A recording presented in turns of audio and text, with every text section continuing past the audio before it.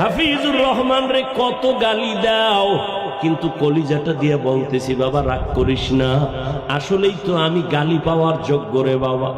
আমি যদি গালি পাওয়ার যোগ্য না হইতাম আমার তো গালি দিতি না। আমি আসলেই তো একটা অযোগ্য বান্দা। এই চেয়ারে বসার মতো আল্লাহর কসম আমার মধ্যে কোনো ইলমের গন্ধ নাই, আমলের কোনো গন্ধ নাই। মাঝে মাঝে একা একা ভাবি যে আল্লাহ আমার এই চেয়ারে কেন বসাইছে। এক সাগর পাড়ি দিয়ে এখানে আসছি, আমি আর এক সাগর পাড়ের সন্তান রে বাবা। এই মানুষগুলো কেন আসছে তাও আমি বুঝি না, অথচ আমার কথায় কোনো কিছুই নাই, আমার ইলম নাই, আমল নাই, কেন আসছে তাও জানি না।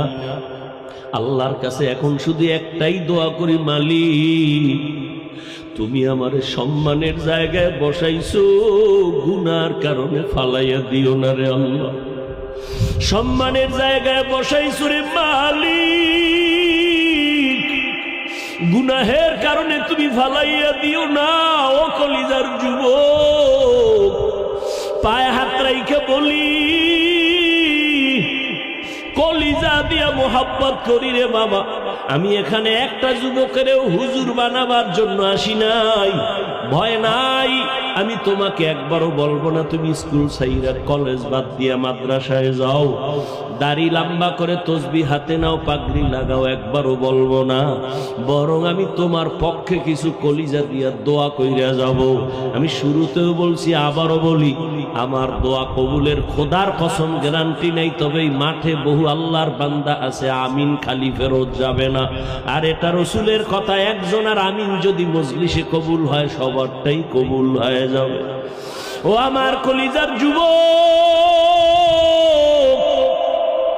ভালো করে স্মরণ রাখিস, আমার আল্লাহ কত দয়ার মালিক।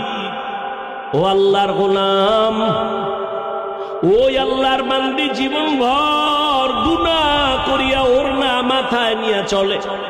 ও যুবক, মুজার সাথে ওড়নার একটা মাথা গিরে লাগায় পানি উঠাইছে, মুজার মধ্যে পানি লইয়া দৌড়াইয়া কুকুরের পান করাইয়া দিছে।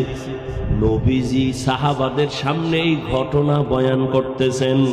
হাদিস, নবী বলেন, সাহাবায়ে কেরাম জানোনি এই মহিলা জাহান্নামী, ওড়নার ওই মুজার সাথে বেঁধে পানি উঠায় কুকুরের যখন পান করাইল, কুকুরটা প্রাণ ঠান্ডা হয়ে আস্তে ঘুমায় গেছে।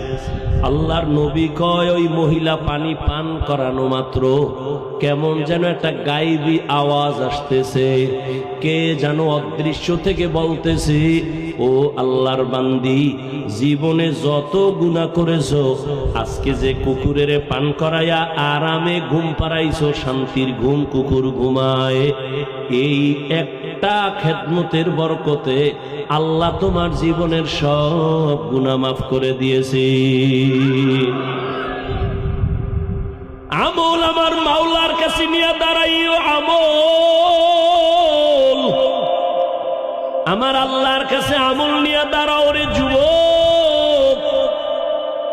আজকে আমিও তো তোমার মতো একটা যুবক সন্তান, প্যান্ট শার্ট টাই লাগায় যদি দাড়ি কেটে রাস্তায় ঘুরতাম, কেউ আমারে বাধা দিত না রে বাবা।